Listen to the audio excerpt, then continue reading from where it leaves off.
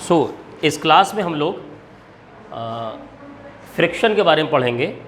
पिछले लेक्चर पर मैंने जो फ्रिक्शन का टॉपिक आपको स्टार्ट किया था, तो फ्रिक्शन पढ़ाने का मेरा मेथड थोड़ा अलग है।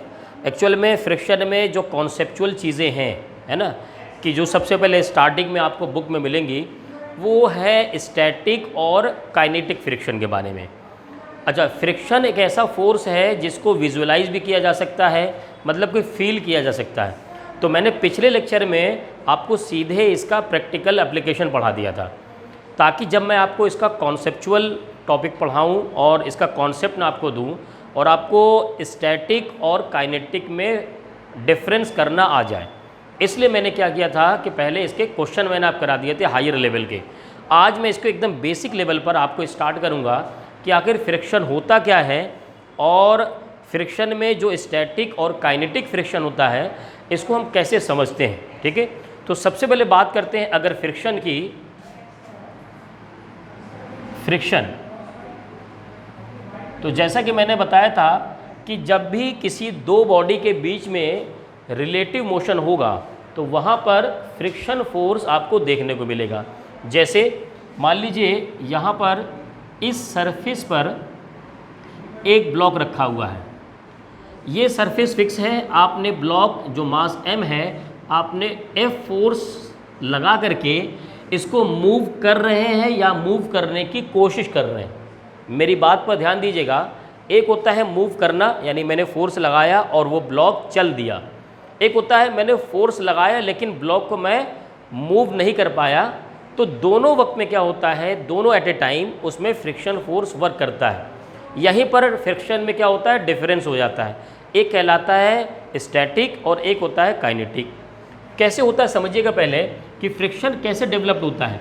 देखिए, ये ब्लॉक आगे की तरफ जाने की टेंडेंसी रखता है और नीचे वाला सरफेस कहीं नहीं जाने की टेंडेंसी रखता है।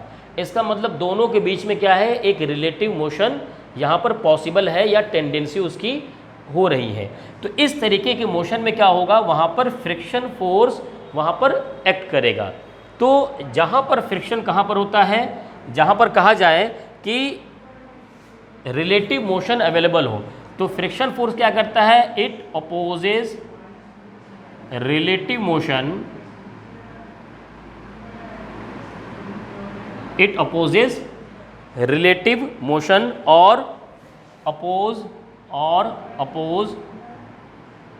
टेंडेंसी ऑफ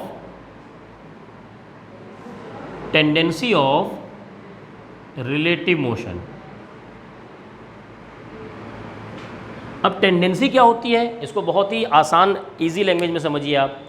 मान लीजिए ये ब्लॉक यहीं पर है और हमने क्या किया कि इसमें यहाँ पर कोई फोर्स नहीं लगा रहे हैं और एक छोटा बच्चा आया, उसको मैंने यहाँ पर खड़ा कर दिया और इसने कोशिश की इस ब्लॉक को धक्का दे करके आगे ले जाने की, लेकिन ये ब्लॉक मूव नहीं किया। क्यों? क्योंकि इसने जो फोर्स लगाया होगा और यहाँ पर जो फ्रिक्शन फोर्स इसका अपोजिट में लग रहा था वो उससे ज़्यादा फोर्स नहीं लगा पाया, इसलिए मूव नहीं कर पाया। ठीक है, तो ये क्या होगा, ये टेंडेंसी ऑफ मोशन है। मोशन तो नहीं हुआ लेकिन टेंडेंसी वहाँ पर क्रिएट हो गई, इसको कहते हैं टेंडेंसी। तो इस कंडीशन में भी क्या होता है, फ्रिक्शन फोर्स एक्ट करने लगता है। ये बात क्या है, क्लियर हो गया होगा सबको। अब आइए दूसरी चीज़ समझते हैं कि ये कैसे एक्ट करता है। तो it act tangentially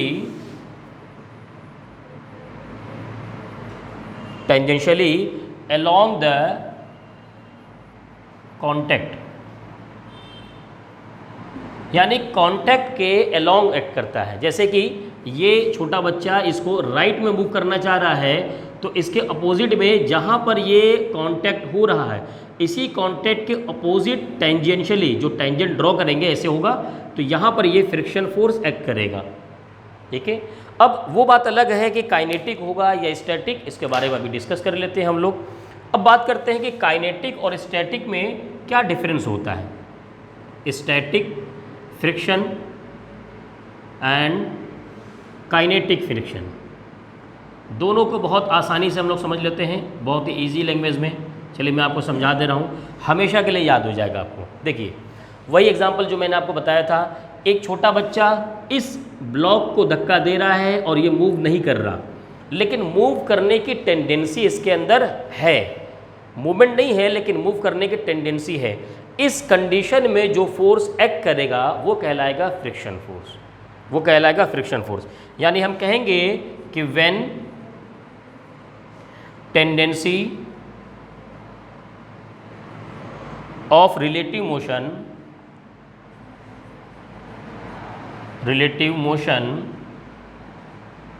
is there, जब वहां पर रिलेटिव मोशन की सिर्फ टेंडेंसी होगी उस कंडीशन में वहां पर स्टैटिक फ्रिक्शन वर्क करेगा। अच्छा, इस कंडीशन में क्या ये ब्लॉक मूव कर रहा? नहीं मूव कर रहा। इसका मतलब क्या होगा? Object is in rest. Object क्या होगा? रेस्ट की कंडीशन में वहां पर होगा। बात करते हैं काइनेटिक की, तो काइनेटिक में क्या होगा? When relative motion is there, when relative motion is there. ये कब हुआ? इस छोटे बच्चे को हटा करके कोई एक बड़ा आदमी आया और उसने जो है ज़्यादा फोर्स से इस एम को मूव करने की कोशिश की और ये ब्लॉक मूव कर गया। अब चलते चलते भी क्या होगा? उसमें फ्रिक्शन फोर्स एक्ट करेगा। उस वक्त जो फ्रिक्शन फोर्स लगेगा उसे कहेंगे काइनेटिक फ्रिक्शन। ठीक है, आरोप क्लियर है? अब यहाँ पर एक बात और समझ में आती है कि ये जो ऑब्जेक्ट क्या था? रेस्ट में था, और ये ऑब्जेक्ट क्या होगा? ये ऑब्जेक्ट होगा मोशन में, तब ये लगेगा। Object is in motion. Ayesha clear है? आपको समझ में आया? बहुत इजी से है ना? अभी इस पर हम लोग न्यूमेरिकल करेंगे तो बहुत आसानी से और ज़्यादा चीज़ें समझ में आ जाएंगी। जल्दी से नोट कर लीजिए आप लोग, फिर हम लोग आगे बढ़ते हैं इसमें।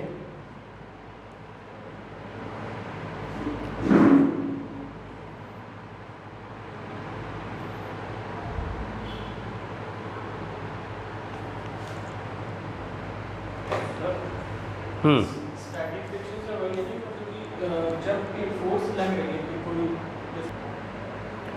सो स्टूडेंट, हमने स्टैटिक और काइनेटिक के बारे में थोड़ा सा डिस्कस किया। आइए देखिए, यहाँ पर एग्जाम्पल के तौर पर समझते हैं। सबसे पहले लेते हैं हम एग्जाम्पल काइनेटिक फ्रिक्शन का। काइनेटिक फ्रिक्शन जिसको हम एफ के से रिप्रेजेंट करते हैं, और एफ के इसमें देखा जाए तो इसमें होता है कोफिशिएंट ऑफ फ्रिक्शन। एक्चुअल में होता क्या है कि यहाँ पर जो एफ के होता है वो डायरेक्टली प्रोपोर्शनल टू वहाँ पर नॉर्मल रिएक्शन को होता है ना? मैंने आपको बताया ना, जितने कांटेक्ट उतने रिएक्शन उतने फ्रिक्शन। तो अगर कोई ब्लॉक इस सरफेस पर, कोई ब्लॉक यहाँ रखा हुआ है, वे वेट mg लगाएगा तो इससे अपोजिट में एक रिएक्शन r निकलेगा। तो ये जो फ्रिक्शन फोर्स होता है वो r के प्रोपोर्शनल होता है, और अगर प्रोपोर्शनल का साइन हटाएंगे तो यहाँ आ जाता है इक्वल टू म्यू के इंटू आर। ये फॉर्मूला हो जाता है काइनेटिक फ्रिक्शन का, वेयर म्यू के is coefficient of kinetic friction. Mu के क्या है? कोफिशिएंट ऑफ काइनेटिक फ्रिक्शन, एक कांस्टेंट होता है। अच्छा, ये जो काइनेटिक फ्रिक्शन होता है ये भी क्या होगा? ये कांस्टेंट होगा, ये वेरिएबल नहीं होता, ये कांस्टेंट होता है। कैसे? देखिए, एफ के किस पर डिपेंड कर रहा है? म्यू के और आर पर। तो म्यू के तो ऑलरेडी एक कांस्टेंट है, कोफिशिएंट ऑफ काइनेटिक फ्रिक्शन एक कांस्टेंट हो गया होगा। दूसरी बात आर क्या है? आर किस पर डिपेंड करेगा? एमजी पर। देखिए, R minus M G is equal to 0, तो m तो वेरी करेगा ही नहीं, मास तो कांस्टेंट बना देगा, इसलिए r भी वेरी नहीं करेगा, और इसी वजह से क्या होगा? ये काइनेटिक फ्रिक्शन यहाँ पर चेंज नहीं होता है। इस तरीके से हो गया। आइए इसका एग्जाम्पल लेते हैं, क्वेश्चन लेते हैं, 2-3 क्वेश्चन करते हैं, आपको और अच्छे समझ में आ गया। मान लीजिए यहाँ पर एक सरफेस है और इस पर ये 10 kg का वेट है, और यहाँ पर एक फोर्स लग रहा है 20 न्यूटन का। यहाँ पर कोफिशिएंट ऑफ काइनेटिक फ्रिक्शन की वैल्यू जो है वो है 0.4, यहाँ पर दिया हुआ है। Find kinetic friction and acceleration of block. ठीक है, तो हमारे पास ये क्वेश्चन है, ध्यान से देखिए, इस क्वेश्चन को करते हैं, सॉल्व करेंगे आसानी से, आपको समझ में आ जाएगा। अरूप समझ में आ रहा है ना? ध्यान दो, बस क्वेश्चन जैसे मैंने पहले कराया था एकदम वैसे ही है, कोई दिक्कत नहीं होगा। आप स्टैटिक भूल जाओ, सबसे पहले काइनेटिक समझते हैं, काइनेटिक क्योंकि आसान होता है ना। देखो ध्यान दीजिए, FBD ड्रॉ करना है, कैसे ड्रॉ करेंगे? ये रहा हमारे पास ब्लॉक, इसका वेट नीचे की तरफ कितना होगा? मास इंटू एक्सीलरेशन g, है ना, mg। तो यहाँ पर मास हो गया 10 और g, देखिए यहाँ से क्या होगा? एग्रेक्शन फोर्स r, तो यहाँ से हो जाएगा ऊपर की तरफ r की वैल्यू। राइट में एक 20 न्यूटन का फोर्स है लग रहा है, और अब देखिए जब ये राइट में a एक्सीलरेशन से मूव करेगा तो लेफ्ट में m इंटू ए लगा देते हैं हम लोग। m कितना है? 10 और a कितना है? 10a हो गया। साथ ही साथ ऑपोजिट डायरेक्शन में फ्रिक्शन फोर्स लगेगा, मोशन के अपोजिट में। तो यहाँ पर देखिए मोशन के अपोजिट में यहाँ पर लगा दीजिए F लगा दीजिए। अच्छा, मैं एक काम करता हूँ, यहाँ पर 10m की जगह 10 न लेकर के सीधे m लिख देता हूँ, ताकि आपको एक चीज़ मुझे सिखानी है वो मैं सिखा पाऊँ आपको। यहाँ से देखिए फॉर्मूला जो बनेगा यहाँ पर, और F ये जो 20 न्यूटन है इसको मैं F कह देता हूँ, तो यहाँ पर भी हम लोग F ले लेंगे। इक्वेशन बनाएंगे तो राइट एक्स एक्सिस में बनाएंगे F minus MA minus FK is equal to 0, first equation. दूसरा इक्वेशन बनाएंगे R minus MG is equal to 0, second equation. ठीक है, यहाँ से देखिए R इज इक्वल टू क्या आ गया? MG, M की वैल्यू 10, G की वैल्यू 10, ये आ गया 100। और हमारे पास फ्रिक्शन फोर्स का फॉर्मूला क्या होता है? FK, ये होता है म्यू के इंटू आर, म्यू के इंटू आर वैल्यू रख देते हैं। म्यू के कितना दिया हुआ है? 0.4, यहाँ से रख दिया हमने 0.4 इंटू आर 100, यानी FK की वैल्यू आ जाएगी 40 न्यूटन। फ्रिक्शन फोर्स हमें तो पता चल गया। अब अगर एक्सेलरेशन पता करना हो तो क्या करना चाहिए? पहले इक्वेशन में पहुंच जाओ, पहले इक्वेशन से इसको सॉल्व करते हैं। पहले फर्स्ट इक्वेशन से F की वैल्यू 20 गिवन है, मैंने रख दिया, minus M 10A minus FK कितना आया? 40 आया, माइनस 40 इज इक्वल टू 0। ठीक है, तो यहाँ से हो जाएगा minus 10A minus 20 is equal to 0, minus 10A minus 20 is equal to 0। और A की वैल्यू देखिए यहाँ पर ये माइनस में आ रहा है, यानी एक गलती हुई है।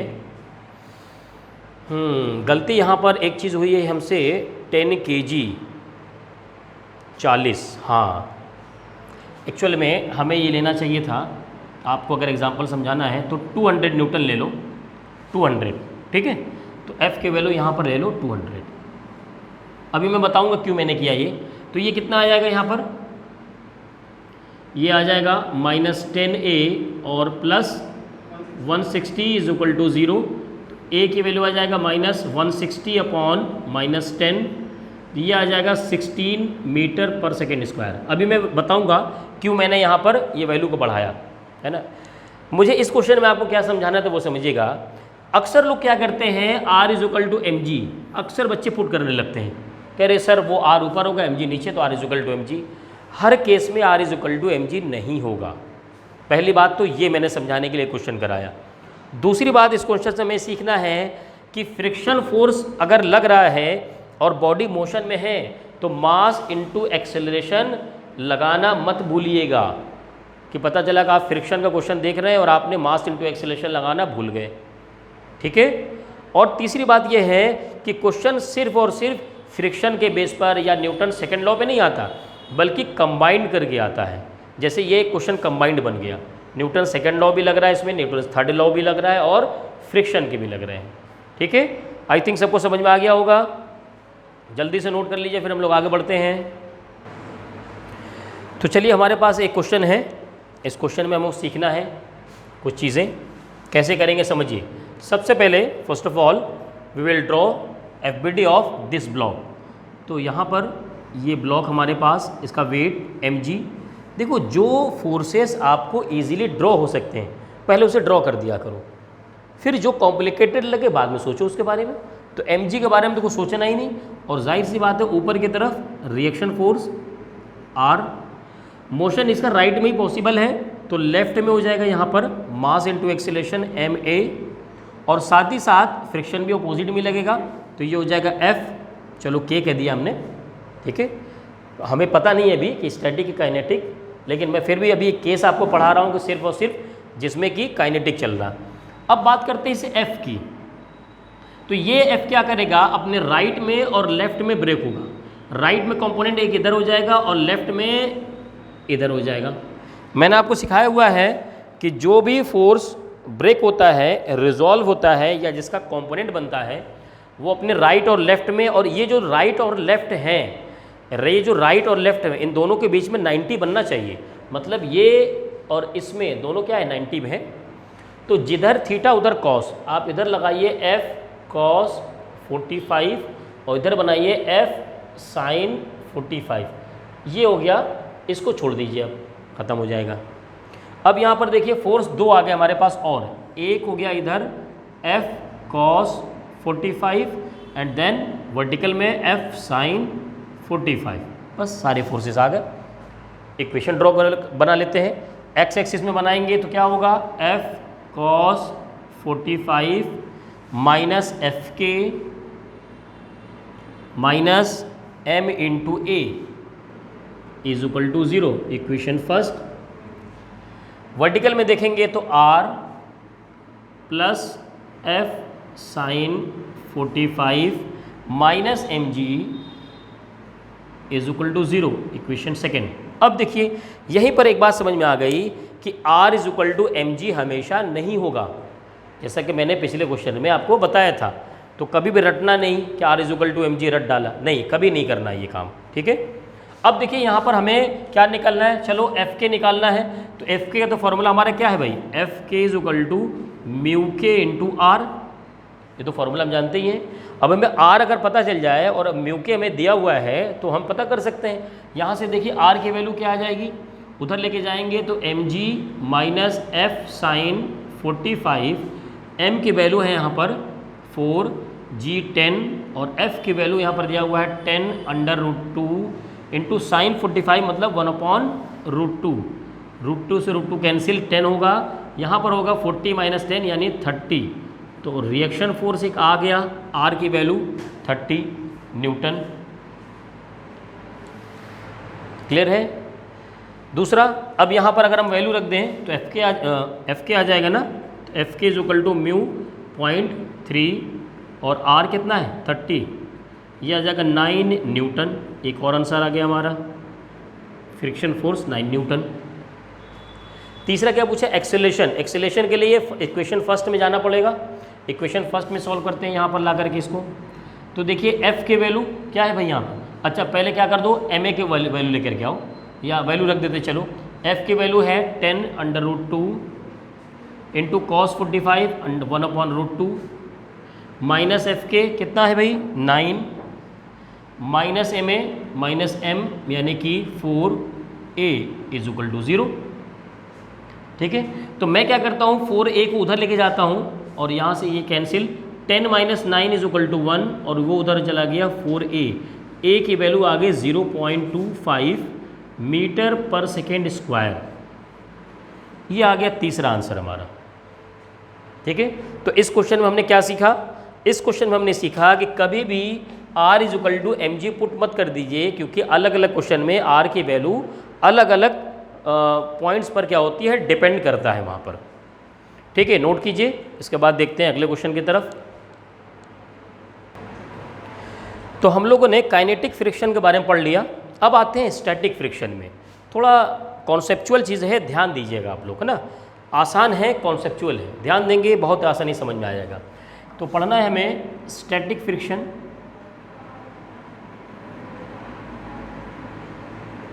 जिसको हम एफ एस से रिप्रेजेंट करते हैं। और अगर इसकी प्रॉपर्टीज़ के बारे में जाने तो ये क्या होता है, ये एक वेरिएबल होता है, वेरिएबल फोर्स। मतलब ये बदलता रहता है ना। और दूसरी बात ये है कि अगर इसका फॉर्मूला देखा जाए अच्छा, इसका फॉर्मूला भी है Fs = μs × r। अब कहेंगे सर इसका तो फॉर्मूला है, μs की वैल्यू r की वैल्यू पता होगी तो बदलेगा कैसे? कैसे पता बदलेगा अभी देखते हैं। और ये कैसे वेरी करता है वो भी समझिए। 0 इज़ ग्रेटर देन, ये 0 से लेकर के f लिमिटिंग तक क्या होता है, ये वेरी करता है। अब आपको समझ में नहीं आओ सर ये लिमिटिंग क्या होता है, Fs क्या होता है, स्टूडेंट के सामने ये सब आते ही दिमाग ऊपर चला जाता है कि सर ये क्या आ गया। चलो इसको नोट कर लो, फिर मैं समझाता हूँ, है ना, क्या है ये चीज़, ध्यान देना। मैंने पिछले लेक्चर में जब मैंने फ्रिक्शन स्टार्ट किया था तो मैंने आपको एक चीज़ पढ़ाया था कि मान लीजिए यहाँ पर एक ब्लॉक M है और M का जो मास गिवन है वो दिया हुआ है यहाँ पर 100 kg, ठीक है, या 20 kg दिया हुआ है, ठीक है, और आपको म्यू दिया हुआ है 0.4। तो बताइए इसमें फ्रिक्शन फोर्स कितना एक्ट करेगा, मैंने कहा था। अब देखिए लोग फटाफट सॉल्व करने लगते हैं। जैसे पूछा कि फ्रिक्शन फोर्स कितना लगेगा तो बच्चे बेचारे पहली गलती कहाँ करते हैं वो समझा रहा हूँ मैं। लगाएंगे बेचारे यहाँ R और यहाँ mg, तो इससे आ जाएगा R - mg = 0, R = mg, यानी कि m की वैल्यू है 20, g 10, तो ये हो गया 200 न्यूटन। और फॉर्मूला लगाएंगे F = μs × r, और यहाँ से μs की वैल्यू लिख देंगे, वो μs दिया हुआ है 0.4 × r 200, तो यहाँ से वो वैल्यू निकालने लगते हैं, है ना। कितना आ जाएगा 80 न्यूटन। इन्होंने ये Fs निकाल लिया, लिखने लगते हैं आंसर, और ये गलत हो गया।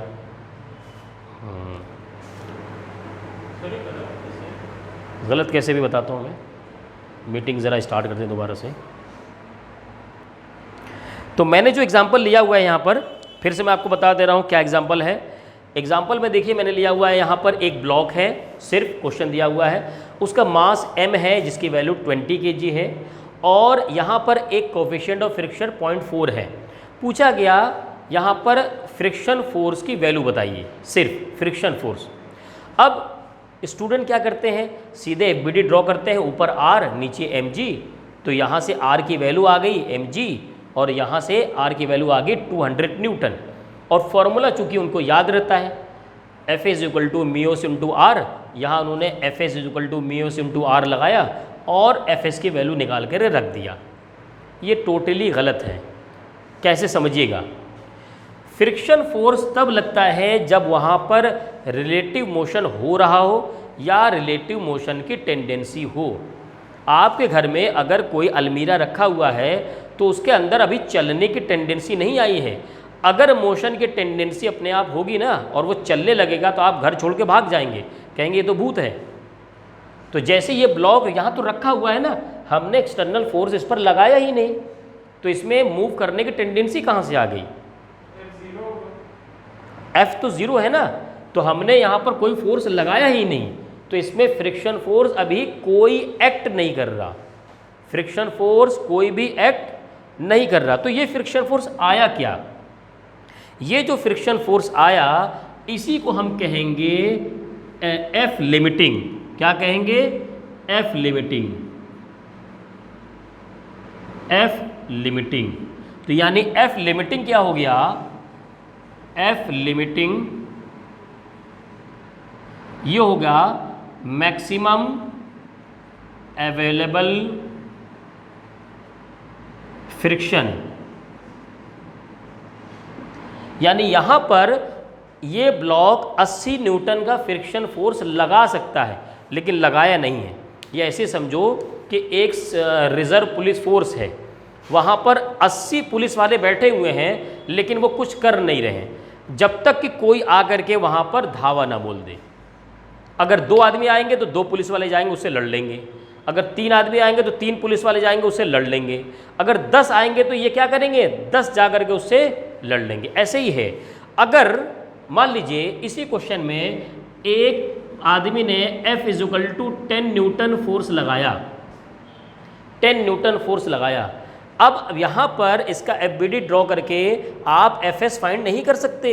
कैसे समझिएगा, ये वो 80 पुलिस वाले हैं और बाहर से कितने आए 10, तो इनसे लड़ने कितने जाएंगे, सिर्फ 10 जाएंगे, सिर्फ 10 जाएंगे, 80 नहीं जाएंगे। अगर 80 गए समझो क्या होगा, 80 गए तो अगर F इधर लग रहा है तो फ्रिक्शन फोर्स तो इधर लगेगा ना FS, और इस FS की वैल्यू कितनी 80, तो ये तो अपने आप उल्टा चलने लगेगा। जबकि ये वैसे ही केस हुआ कि घर में एक अलमीरा रखा हुआ था, एक छोटा बच्चा आया, उसने 10 न्यूटन फोर्स लगा के उसको धक्का दिया, तो क्या अलमीरा पीछे चलने लगता है? नहीं, बल्कि वो वहीं रुका रहता है। क्यों? क्योंकि उस अलमीरा के पास 80 न्यूटन का फ्रिक्शन फोर्स लगाने की कैपेसिटी है, लेकिन वो लगाएगा कितना, 10 न्यूटन लगाएगा, ताकि अपने आप को रोके रखे। अगर ये आदमी 10 न्यूटन फोर्स ना लगा करके 20 न्यूटन फोर्स लगाए, वो बच्चा बड़ा होकर के 20 न्यूटन फोर्स लगाए, तो क्या ये उल्टा 80 न्यूटन फोर्स लगाएगा? नहीं, तब वो कितना लगाएगा, 20 लगाएगा। समझ गए? अब देखो पहली बार में फ्रिक्शन फोर्स उसने कितना लगाया, 10 लगाया, दूसरी बार में कितना लगाया, 20 लगाया। तुम अगर यहाँ 30 लगाओ 30 लगाएगा, तुम 40 लगाओगे वो 40 लगाएगा। तो क्या फ्रिक्शन फोर्स यहाँ पर वेरी कर रहा है? फ्रिक्शन फोर्स वेरी कर रहा है। तो ऐसे क्वेश्चन में क्या करेंगे, समझिएगा, ऐसे क्वेश्चन में क्या करेंगे, ऐसे क्वेश्चन में आप पता करेंगे कि F या जो फ्रिक्शन फोर्स है, आप कह देंगे फ्रिक्शन या F स्टैटिक इज, अगर ये चीज़ हो, F स्टैटिक जो फ्रिक्शन फोर्स है वो क्या हो, वो लेस देन F लिमिटिंग हो। मतलब उसके पास 80 न्यूटन का फोर्स है और ये कितना लगा रहे हैं यहाँ पर 20 न्यूटन, या F इसको ये नहीं कहेंगे, अप्लाइड, F अप्लाइड, यानी अप्लाइड फोर्स क्या हो, लिमिटिंग फोर्स से कम हो, तो क्या होगा, तो जो फ्रिक्शन फोर्स होगा F static is equal to F applied. अब देखो फॉर्मूला याद करने की ज़रूरत नहीं है, दिमाग लगाओ बस, फॉर्मूला ही मत याद करने लगना। मैंने क्या कहा, अगर यहाँ पर 80 न्यूटन का फोर्स ये फ्रिक्शन फोर्स लगा सकता है, लेकिन इसने लगाया कितना, 20 न्यूटन का, तो वही तो मैं कह रहा हूँ, 80 न्यूटन का फोर्स लगा सकता था, लेकिन इसने लगाया कितना, 20 न्यूटन का, F अप्लाइड लगाया। समझ गए? क्यों? क्योंकि ये कंडीशन ये फॉलो कर रहा है, जो लिमिटिंग फ्रिक्शन है उससे कम अप्लाइड फोर्स है, उससे कम अप्लाइड फोर्स है, तब क्या होगा, ये कंडीशन यहाँ पर एक्ट करेगा, तब ये कंडीशन एक्ट करेगा। तो अगर ये क्वेश्चन आ जाए कि यहाँ पर 30 न्यूटन फोर्स लग रहा है और इसमें आप फ्रिक्शन फोर्स पता करिए, तो आप सीधे सीधे क्या करो, पहले पता करो कि यहाँ कितना फ्रिक्शन फोर्स अवेलेबल है, मैक्सिमम लिमिटिंग फ्रिक्शन कितना है, आप वो पता करोगे, वो निकलेगा। अगर इससे ज़्यादा निकल गया, यानी limiting friction is greater than applied force, तो आप क्या करिए, अप्लाइड फोर्स के बराबर ही फ्रिक्शन फोर्स लगा दीजिए। ठीक है, चलिए नोट कर लीजिए। मैं आपको एक एग्जांपल और देता हूँ, इसको और अच्छी तरह समझाऊंगा मैं आपको अब। तो हमारे सामने एक एग्जांपल है, इस एग्जांपल से फिर हम सीखेंगे कि आखिर ये लिमिटिंग फ्रिक्शन और स्टैटिक फ्रिक्शन और अप्लाइड फोर्सेस क्या होते हैं, इससे हम ये चीज़ सीखेंगे। चलिए यहाँ पर आगे बढ़ते हैं। देखो इस क्वेश्चन में जब ये आ जाए, आपको स्टैटिक फ्रिक्शन और काइनेटिक फ्रिक्शन की बात करने लगे, तो आप क्या करो, सबसे पहले चेक करो कि वहाँ पर फ्रिक्शन फोर्स ये ब्लॉक कितना लगा सकता है। लगा सकने का मतलब कि मैक्सिमम लिमिटिंग फ्रिक्शन, ठीक है, वो पता करो पहले। वो कैसे पता करोगे, FBD ड्रॉ कर लो और उससे R की वैल्यू पता कर लो। ठीक है, तो यहाँ पर क्या करते हैं, सबसे पहले ये हमने ब्लॉक लिया, ठीक है, और इसका वेट नीचे mg और ऊपर होगा R, और कोई फोर्स एक लग रहा है 20 न्यूटन का, लेकिन हमें तो R पता करना है ना, तो हम उसको नहीं ड्रॉ कर रहे हैं अभी। एक्सेलेरेशन वगैरह पता करना होता है ना, तो मैं उसको भी ड्रॉ करता। ठीक है, आप चाहो तो ड्रॉ कर लो कि इधर हो गया भाई 20 newton, F is equal to 20 newton, और इधर हो गया यहाँ पर मास इनटू एक्सेलेरेशन, और इधर हो गया F। ठीक है, FS या FK जो भी लग रहा होगा, अभी बाद में पता चलेगा। तो चलो यहाँ से क्या होगा, R minus mg is equal to 0। R की वैल्यू आ गई mg और m की वैल्यू है यहाँ पर 4, g है 10, यानी ये आ गया 40 न्यूटन, तो R आ गया 40। अगर मैं अब ये R आ गया, अब अगर आप यहाँ पर क्या करो, F पता करो, Fs, तो वो कितना आ रहा है ना। Fs मत कहो इसे, इसे तुम कहो F लिमिटिंग, वो होगा μs इंटू R। μs की वैल्यू कितनी है 0.6 और R कितना है 40, तो ये आ जाएगा 24 न्यूटन। तो F लिमिटिंग जो आ रहा है वो आ गया 24 न्यूटन। F लिमिटिंग का मतलब मैं आपको बता दे रहा हूँ क्या चीज़ है ये। F लिमिटिंग का मतलब है कि यहाँ पर 24 न्यूटन का फ्रिक्शन फोर्स लगाने की कैपेसिटी इसकी है। लगा कितना रहा है मैं ये बात नहीं कह रहा हूँ, अभी इसके अंदर कैपेसिटी है, मतलब कि एक आरपीएफ का कैंप है, उसमें 24 पुलिस वाले बैठे हुए हैं अभी। अब ये पता चलेगा, ये मैक्सिमम कैपेसिटी इनके पता चल गई। अब ये देखते हैं कि इस पर आखिर फोर्स लगाया कितना गया, तो कितना लगाया गया 20 न्यूटन। ये फोर्स कौन सा है, अप्लाइड फोर्स। क्या है भाई, अप्लाइड फोर्स। तो यानी कि ये अप्लाइड फोर्स 20 है और लिमिटिंग फोर्स कितना है 24, यानी कि applied F applied is less than F limiting. यही तो हुआ, F applied is less than F limiting. मतलब कि जितना फोर्स था ना उससे कम फोर्स किसी बच्चे ने लगाया इसको खिसकाने के लिए, तो क्या ये खिसकेगा, नहीं खिसकेगा। इसका मतलब बॉडी इज एट रेस्ट, और जब बॉडी रेस्ट पे हो उस वक्त क्या होगा कि जो F स्टैटिक होगा फ्रिक्शन फोर्स वो किसके बराबर हो जाएगा, F अप्लाइड के हो जाएगा। F अप्लाइड की यानी Fs जो आ जाएगा वो आ जाएगा 20 न्यूटन। अब ये वाला टर्म आपको समझ में नहीं हो सकता नहीं आया हो कि सर जब रेस्ट पे हो तो ये फॉर्मूला कहाँ से आ गया। भाई ये तो मैं सीधे सीधे आसान लैंग्वेज में समझो क्या है कि आपने 20 न्यूटन का फोर्स लगाया तो ये फ्रिक्शन फोर्स कितना लगाएगा 20 लगा देगा, क्योंकि 20 से ज़्यादा लगा देगा तो वापस नहीं आने लगेगा। तो देखो आपने 20 लगाया तो उसने 20 लगा दिया, बराबर कर दिया उसको। इसलिए यहाँ पर स्टैटिक फ्रिक्शन फोर्स कितना होगा 20 न्यूटन। अब ये क्यों दिया हुआ था, ये कंफ्यूज करने के लिए देते हैं क्वेश्चन में, ठीक है, ये कभी कभी कंफ्यूज करने के लिए दे दिया जाता है। एक चीज़ और इसी क्वेश्चन में समझिएगा, ध्यान दीजिएगा। मान लीजिए, अच्छा यहाँ तक तो समझ में आ गया सबको, आयशा ये केस तो समझ में आ गया होगा सबको, ठीक है। रिदा आपको क्लियर है ना, रिदा यहाँ पर चलिए, बस यहाँ तक तो समझ में आ गया कि बॉडी रेस्ट पे है, ठीक है। अब समझिएगा, मैं कह रहा हूँ आपने इस पर 20 न्यूटन का फोर्स लगाया तो, और यहाँ पर जो अवेलेबल मैक्सिमम फ्रिक्शन है वो है 24 न्यूटन। तो क्या ये ब्लॉक इधर 24 न्यूटन वाला फोर्स लगा दे? अगर ये ऐसा लगा दे तो ब्लॉक क्या रुका रहेगा या चलने लगेगा, उल्टा वापस आने लगेगा ना, बताइए। ये तो वापस आने लगेगा अपने आप। क्या कभी आपने ऐसा देखा कि आपके घर में अलमीरा रखा हो और छोटा बच्चा उसे धक्का दे रहा हो, वो आगे ले जाने के बजाय वापस आने लगा हो? ये तो वापस आने लगेगा, है कि नहीं? तो क्या होगा, वो बच्चा जितना फोर्स लगाएगा वो चाइल्ड, ये फ्रिक्शन फोर्स भी उतना ही लगा देगा। मतलब कि F applied is equal to F friction, F applied is equal to F static friction. I think समझ में आ गया होगा। हाँ जी, ठीक है। अब आ जाओ, हाँ अब इसी देखो केस समझते हैं ना, केस कैसे समझे।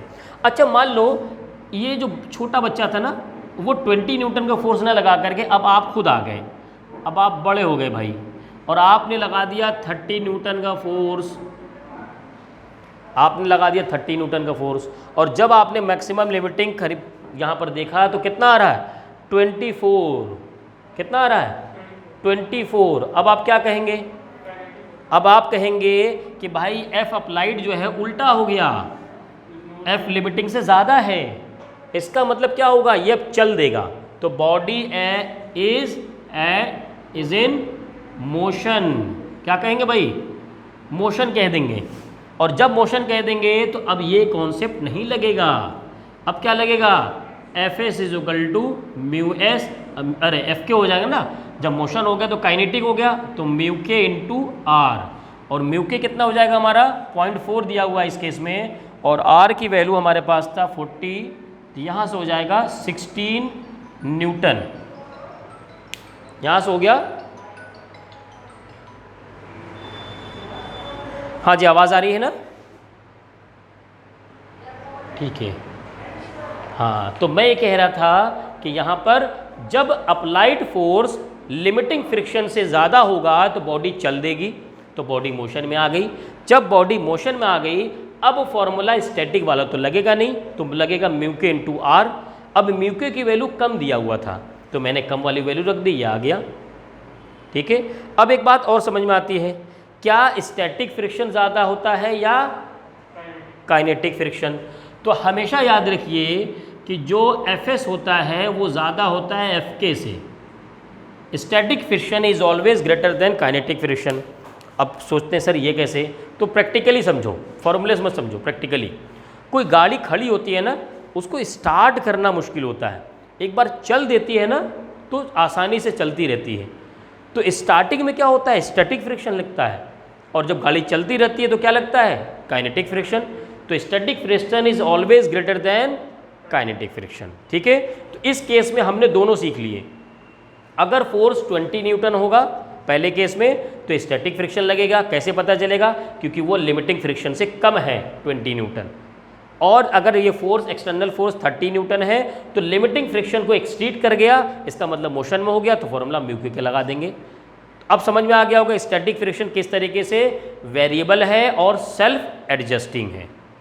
चलिए जल्दी से नोट कर लीजिए दोनों केस अपने में। तो हमारे सामने एक बेहतरीन क्वेश्चन है, ये क्वेश्चन कॉन्सेप्चुअल है, बहुत ध्यान देने वाली बात है। देखिए पहले, सबसे पहले इसका एफबीडीएम ड्रॉ करेंगे तो क्या होगा, ये ब्लॉक मैंने यहाँ पर बना दिया, इसका वेट है नीचे की तरफ mg, और mg के ऊपर r नहीं होता है पहली बात तो। जहाँ कांटेक्ट होता है जिस सरफेस पर, उस सरफेस से परपेंडिकुलर में वहाँ पर r होता है। तो देखिए इसका कांटेक्ट इस सरफेस से है, ठीक है। तो यहाँ पर एक फोर्स लग रहा है F जिसका वैल्यू 40 है, तो यहाँ से रिएक्शन फोर्स निकलेगा R, पहली बात तो ये। दूसरी बात, ये नीचे आने की टेंडेंसी है तो ऊपर क्या लगेगा, यहाँ पर F फ्रिक्शन फोर्स लगेगा। अच्छा, अभी मैं M इंटू ए नहीं लगाऊंगा, क्यों, अभी मुझे पता नहीं कि ये मूव करेगा कि नहीं करेगा। मैं लिमिटिंग फ्रिक्शन तो पता कर लूँ तब तो मैं यहाँ पर लगाऊँ, है ना, बात समझ में आ रहा है वो सबको। मैं M इंटू ए यहाँ पर नहीं लगा रहा अभी मैं। चलिए, तो यहाँ पर मैंने लिमिटिंग फ्रिक्शन मुझे पता करना है, तो उसका फॉर्मूला क्या होता है भाई, F जो होगा वो होगा mu S into R, mu S into R. अब मुझे R की वैल्यू चाहिए, ठीक है। R की वैल्यू कैसे मिलेगी, देखिए यहाँ से क्या होगा, R minus F is equal to 0, तो R की वैल्यू यहाँ से आ गई F, यानी कि F की वैल्यू है 40 न्यूटन, तो R आ गया हमारे पास 40 न्यूटन। तो R की वैल्यू कितनी है, 40 न्यूटन। यहाँ पर वैल्यू रखेंगे तो म्यू एस है हमारे पास 0.3 और R है यहाँ पर 40, तो ये आ गया 12 newton. This is the limiting friction, limiting friction यानी maximum friction available at this contact surface. Is it clear, सबको समझ में आया? सर F इधर क्यों लगा, F तो इधर से आ रहा है। सो नाउ M इंटू ए क्यों नहीं लिया, मास इंटू एक्सीलरेशन, ये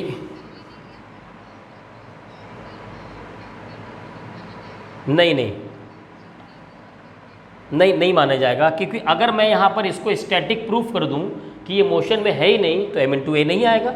और मैं यहाँ पर लिमिटिंग फ्रिक्शन मैं पहले चेक तो कर लूँ कि ये मोशन में होगा या रेस्ट में, उसके बाद हम लोग लगा देंगे। मेरा क्वेश्चन ये है कि which force is which force, इसमें कौन सा फोर्स ऐसा है कि जो इसके मोशन के लिए रिस्पॉन्सिबल है, विच फोर्स